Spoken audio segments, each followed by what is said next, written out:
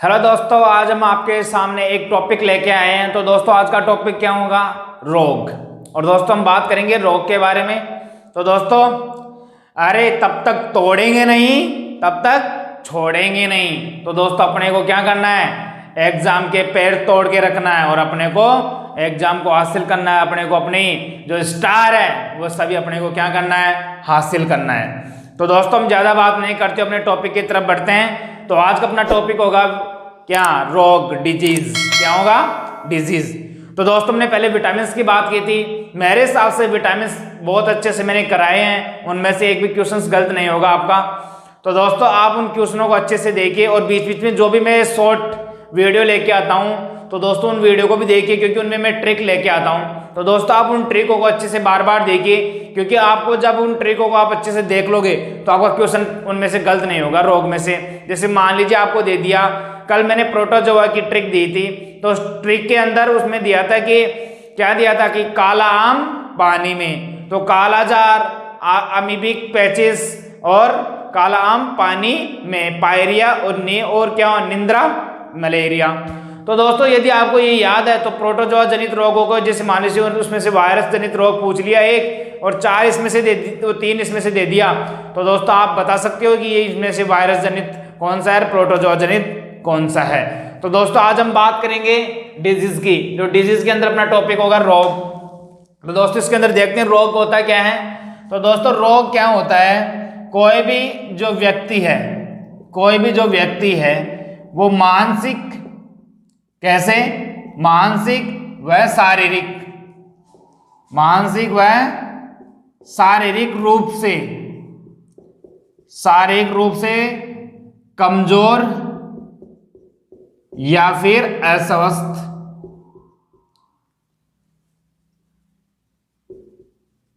अस्वस्थ हो तो उसे हम क्या कहते हैं?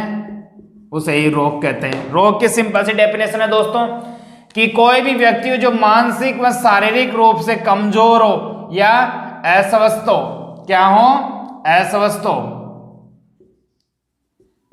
अस्वस्थ हो तो उसे क्या कहते हैं? हम रोग कहते हैं। क्या कहते हैं दोस्तों? रोग कहते हैं। रोग की आपको कोई भी डेफिनेशन पूछे, डेफिनेशन क्या होती है? जैसे मान लीजिए हम किसको मानते हैं रोग? जैसे मान लीजिए मेरा शरीर है, मेरा शरीर धीरे धीरे कमजोर होता जा रहा है और मेरी मानसिक प्रक्रिया कमजोर होती जा रही है, मेरे शरीर के अंदर कुछ अलग से विकार उत्पन्न हो रहे हैं, तो दोस्तों उन्हीं को हम क्या कहते हैं? रोग। जैसे मान लीजिए मेरे सिर में दर्द हो रहा है तो वो भी क्या हो गया? रोग। तो दोस्तों ऐसे ही अब रोग की हमने डेफिनेशन देखी कि रोग क्या होते हैं। अब बात करते हैं रोग कितने प्रकार के होते हैं। तो रोग प्रकार के होते हैं 2 प्रकार के। अब कौन कौन से? तो बात करते हैं दोस्तों, 2 प्रकार के रोग होते हैं। एक तो होता है अर्जित। क्या होता है? अर्जित। दोस्तों कौन कौन से होते हैं? एक होता है अर्जित, 1 मिनट पानी पी लेता हूं।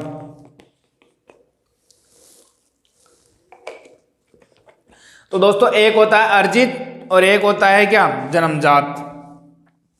एक क्या होता है? जन्मजात। तो दोस्तों अर्जित जो होते हैं ये भी 2 प्रकार के होते हैं। इसे बोलते हैं संक्रामक और असंक्रामक। क्या बोलते हैं? संक्रामक, असंक्रामक। जन्मजात क्या होते हैं? आपको पता होगा, जो जन्म से हो, जैसे पैरों का तिरछा होना है ना, जैसे किसी के पैर तिरछे होते हैं ऐसे।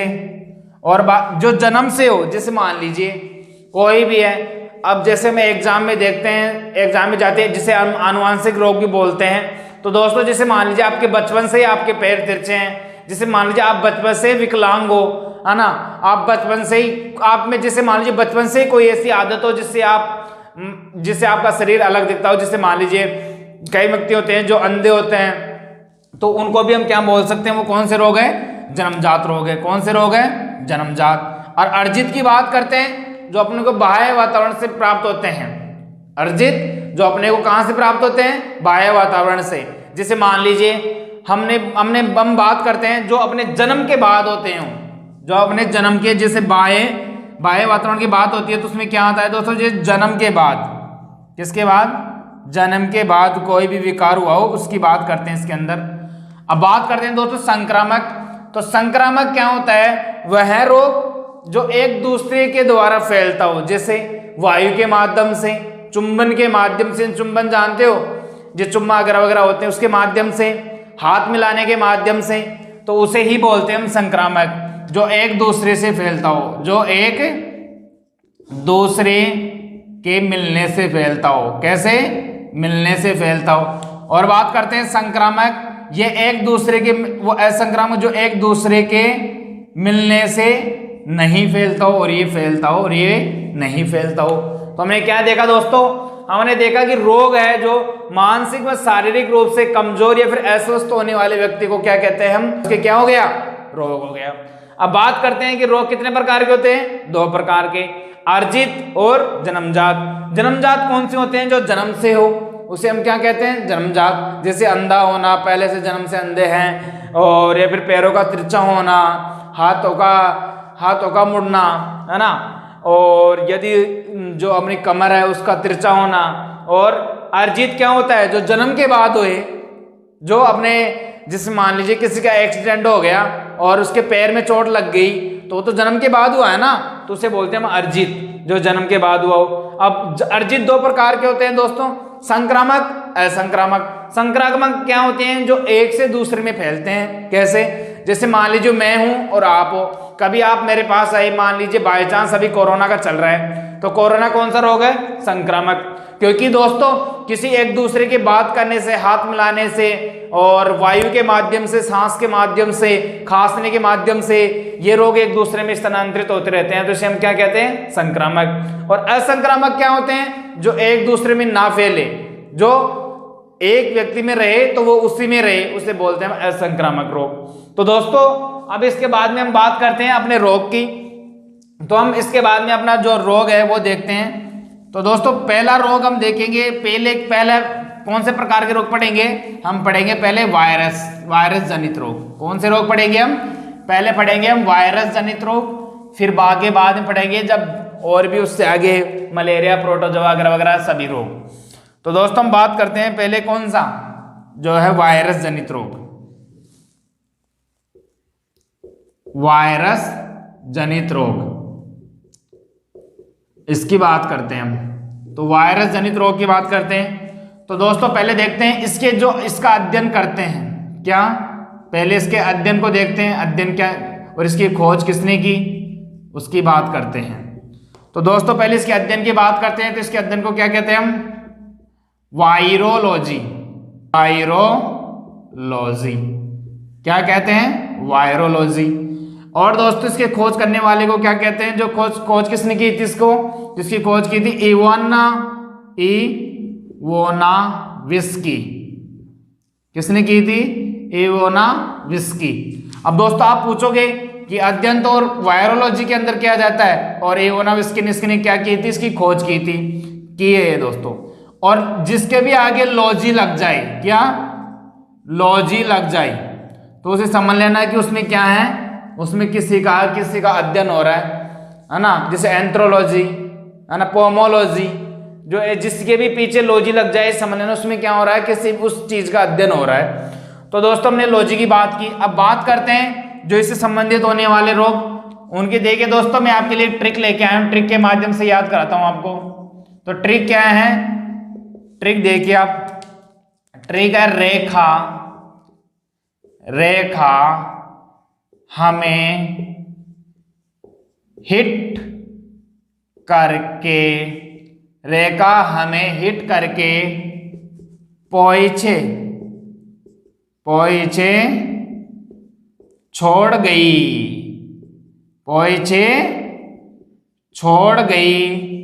और साखज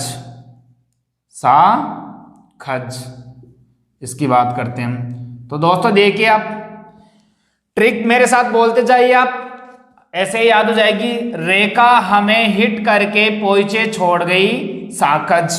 तो देखिए दोस्तों बार बार बोलिए आप मेरे साथ कि रेखा हमें हिट करके, अरे मेरे को चोट पहुंचा के कौन, रेखा, पोइचे मतलब पीछे छोड़ गई, कहां छोड़ गई, पीछे छोड़ गई। और साखज, क्या हुआ, साखज। तो दोस्तों देखते हैं इससे जो बीमारियां, उन बीमारियों को निकालते हैं। तो दोस्तों पहले बात करते हैं इसके अंदर रे की। तो रे से क्या होता है, रे से होता है रेबीज। क्या होता है, रेबीज। खा से क्या होता है, खा से क्या होता है दोस्तों, खा से होता है खसरा। क्या होता है, खसरा। और बात करते हैं है से क्या होता है, है से क्या होता है, हमें से। दोस्तों हमें से क्या होता है, हर्पिस। क्या होता है, हर्पिस। और बात करते हैं ही से क्या होता है, ही से होता है हिपेटाइटिस, हिपेटाइटिस। और बात करते हैं दोस्तों, और टे से क्या होता है, टे से होता है ट्रकोमा। क्या होता है, ट्रकोमा। और बात करते हैं, इसका कोई मतलब नहीं है, ये तो ऐसे याद करने के लिए। पो का अर्थ क्या होता है दोस्तों, पो का अर्थ होता है पोलियो। क्या होता है, पोलियो। ए यानी क्या होता है, ए यानी होता है एड्स। क्या होता है, एड्स। चे यानी क्या होता है दोस्तों, चे यानी होता है चेचक। और छो यानी क्या होता है, छो यानी होता है छोटी माता। क्या होता है, छोटी माता। डे यानी क्या होता है, तो डे यानी क्या होता है, डेंगू। और बात करते हैं गए यानी क्या होता है, तो गए यानी क्या होता है, गए यानी होता है गलसुआ। अरे गलसुआ, हम डिटेल्स के साथ पढ़ेंगे तब समझेंगे। ई यानी क्या होता है, तो दोस्तों ई यानी बात करते हैं तो इन्फ्लुएंजा। क्या होता है, इन्फ्लुएंजा। क्या होता है, इन्फ्लुएंजा। और बात करते हैं फिर क्या है, सा। तो सा यानी क्या होता है, सारस। और ख की बात करते हैं तो ख यानी क्या होता है, ख है ना, तो ख यानी खसरा हो गया। और इधर यानी ख यानी क्या होता है, खांसी। और जय यानी क्या होता है, तो जय यानी होता है जुखाम। क्या होता है, जुकाम। अरे यार, जुखाम।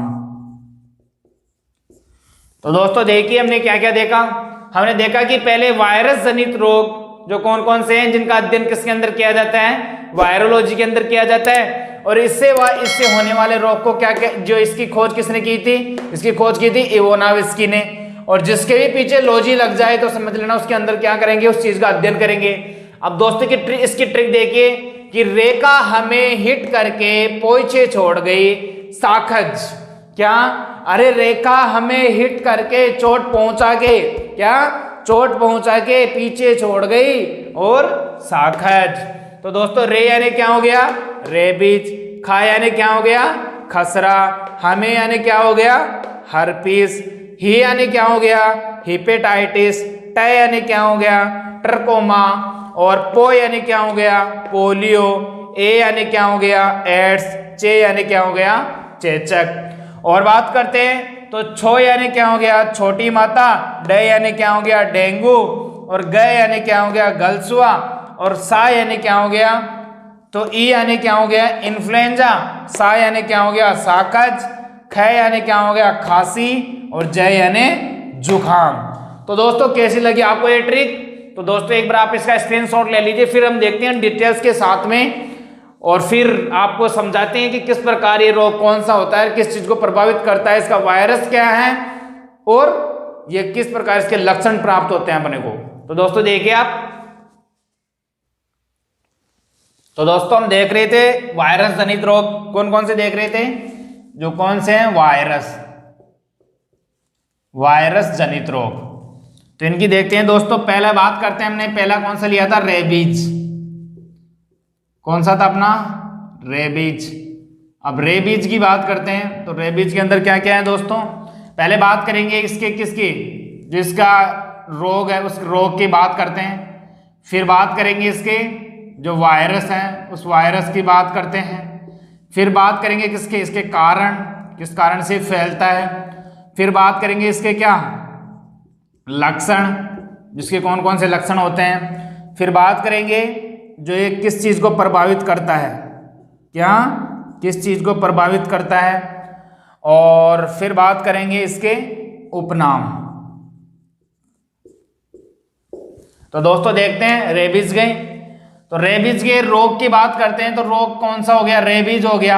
हमने देखा कि रोग कौन सा हो गया, रेबीज हो गया। वायरस की बात करते हैं तो वायरस कौन सा हो गया, रेबडो, रेबडो वायरस हो गया। अब देखो रेबीज हो गया, इसका क्या हो गया, रेबीज तो रोग हो गया और रेबडो क्या हो गया, वायरस हो गया।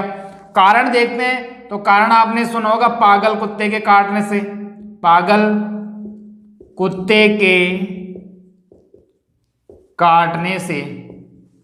और देखते हैं दोस्तों, और जो पागल ही बिल्ली होती है, क्या, जो पागल ही बिल्ली के काटने से क्या होता है दोस्तों, पागल कुत्ते के काटने से, बिल्ली के काटने से। बात करते हैं लक्षण क्या क्या है इसके, तो दोस्तों लक्षण क्या है, लक्षण इसके अंदर जो से जैसे मान लीजिए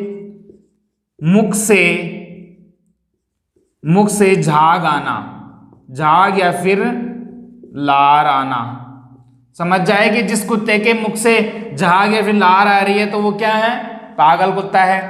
और देखते हैं दोस्तों, तो एक हो गया मुख से झाग आना या फिर लार आना, या फिर उसको क्या होता हो, पानी से डर लगता हो, पानी से डर लगना, क्या होता हो, पानी से डर लगना।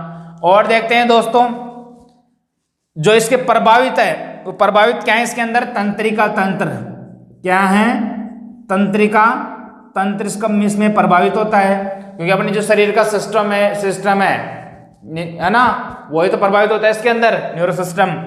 अब बात करते हैं दोस्तों इसके अंदर उपनाम क्या क्या है, इसको बोलते हैं हम हाइड्रोफोबिया, हाइड्रोफोबिया, फोबिया। और बात करते हैं इसको, और क्या बोलते हैं हम, हाइड्रोफोबिया हो गया। और इसको बोलते हैं जलबित्ती, क्या बोलते हैं इसको, हम बोलते हैं जलबित्ती, जलबित्ती, क्या बोलते हैं इसको, जलबित्ती।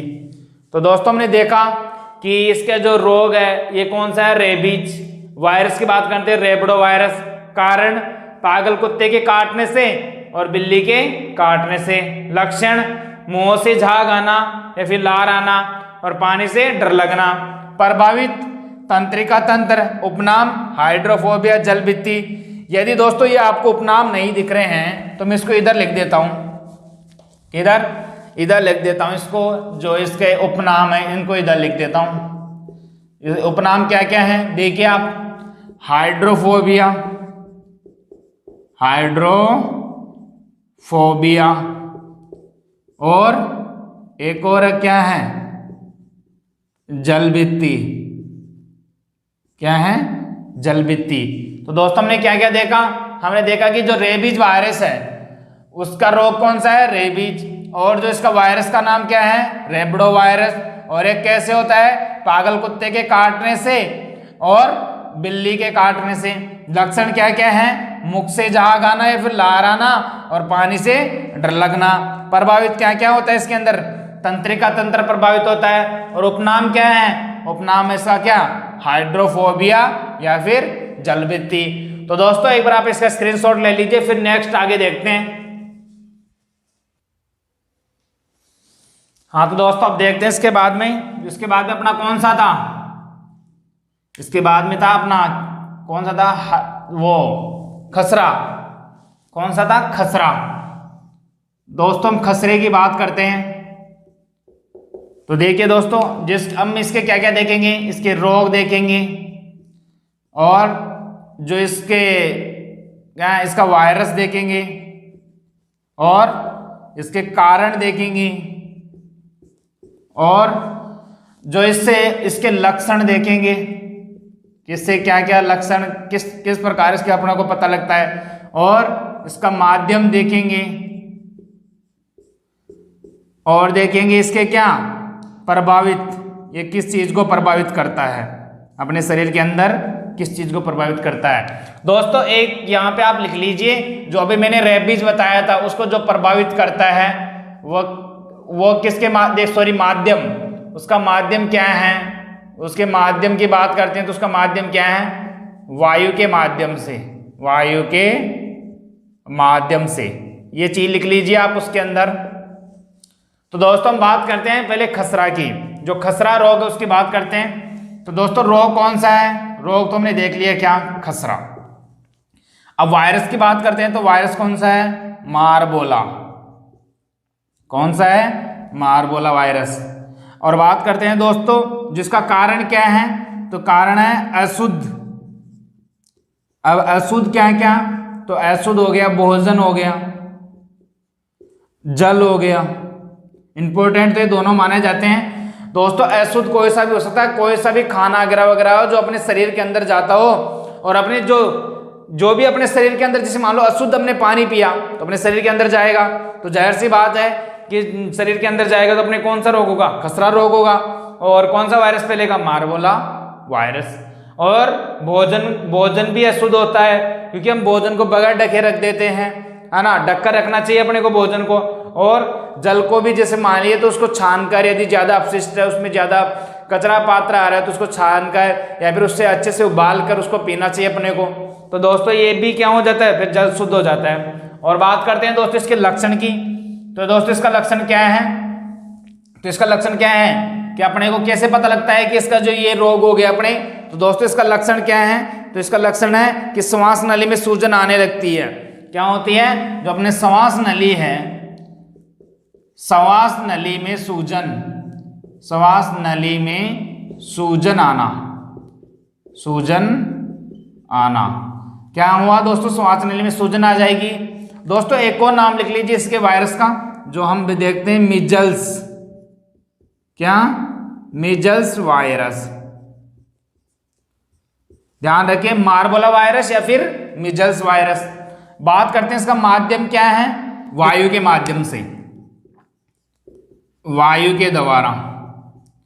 और बात करते हैं जो प्रभावित अंग है, जिसमें क्या प्रभावित होता है? इसमें श्वसन नली, श्वसन नली प्रभावित होती है। क्या होती है? श्वसन नली प्रभावित होती है। तो दोस्तों हमने क्या क्या देखा इसके अंदर? जो इसका रोग है, रोग का नाम क्या है? खसरा। और वायरस का नाम मारबोला वायरस। और इसके अंदर क्या होता है? जो भोजन होता है वो शुद्ध और अशुद्ध पाया जाता है, भोजन, जल वगैरह वगैरह। और लक्षण क्या क्या है? श्वास नली में सूजन आना। अरे अपने जो श्वास नली है जिससे हम सांस लेते हैं, है ना, तो उसमें क्या होता है दोस्तों? सूजन आने लगती है, गले में अलग सा दिखने लग जाता है, जैसे यहाँ पे सूजन से जैसे नली दिखने लग जाती है। और एक किसके माध्यम से होता है? वायु के माध्यम से। क्योंकि ये आपको पता है कि जब हम उसको लेंगे, दूषित भोजन को लेंगे, तो लेने के बाद जब भी हम किसी भी एक दूसरे के संपर्क में आएंगे तो अपने धीरे धीरे वो अंदर क्या होने लग जाएगी? ऐसे कोई भी अवांछनीय वायु जैसे अपने शरीर को प्रभावित करती हो, वो वायु अपने शरीर के अंदर प्रवेश करेगी, और फिर प्रवेश करके फिर अपने श्वास नली को क्या करेगी? प्रभावित करेगी। किसको? जो अपनी श्वास नली है इसको प्रभावित करेगी। और ये कौन सा रोग हो जाएगा? फिर अपने खसरा रोग हो जाएगा। तो दोस्तों अपने इससे बचने के लिए अपने को क्या करना है? अपने को शुद्ध भोजन और शुद्ध जल पीना है। तो वो कैसे होता है? यदि आप सुबह पहले जैसे मान लीजिए सुबह के टाइम, मान लो अभी तो इस टाइम सर्दी का मौसम आ गया, और कभी भी आप पानी पियो तो शुद्ध पानी पियो, पानी को उबाल कर पियो। तो ऐसा भी नहीं कि उसको बहुत ज्यादा, उसको हल्का हल्का उबाल लो फिर उसको पी लो। पानी बहुत शुद्ध स्वादिष्ट हो जाता है उससे। तो दोस्तों आप देख लीजिए, एक बार इसका स्क्रीनशॉट ले लीजिए, फिर देखते हैं हम नेक्स्ट इसके बाद में। अब बात करते हैं दोस्तों हम किसकी? जो अपना हर्पिस है। क्या? जो हर्पिस है उसकी बात करते हैं हम इसमें। जो हर्पिस रोग है, नेक्स्ट अपना हर्पिस ही तो था, तो उसकी बात करते हैं हम। दोस्तों देखिए, इसके पहले हम क्या क्या देखेंगे? इसके रोग देखेंगे, और इसका जो वायरस है उस वायरस के बारे में जानेंगे, और जो इसका वो क्या है, जो इसका कारण है, क्या कारण है जिसके माध्यम से फैलता है, और बात करते हैं। तो आप जब तक उनका जवाब देते जाइए, यदि आपको आता है तो कारण देखेंगे, फिर देखेंगे कि इसका लक्षण क्या है, क्या लक्षण इसके, फिर देखेंगे कि किस चीज को प्रभावित करता है, तो उसका प्रभावित करने का वो देखेंगे शरीर के अंदर, फिर देखेंगे क्या इसका माध्यम, क्या देखेंगे? माध्यम। तो दोस्तों हम बात करते हैं पहले हर्पिस रोग। जो ये रोग तो अपने क्या हो गया? हर्पिस।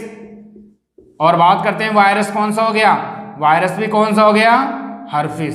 दोस्तों इसके वायरस को भी क्या कहते हैं? हर्पिस कहते हैं। कारण क्या हो गया दोस्तों? ये भी जो अशुद्ध, क्या अशुद्ध जो अपना भोजन है, अशुद्ध भोजन और जल के कारण होता है। कैसे होता है? अशुद्ध भोजन और जल के कारण होता है। दोस्तों लक्षण क्या क्या है इसके? जो लक्षण है अपने शरीर के अंदर जो हर्पिस रोग है, शरीर पे फुंसियां सी होने लग जाती है। क्या होने लग जाती है? फुंसियां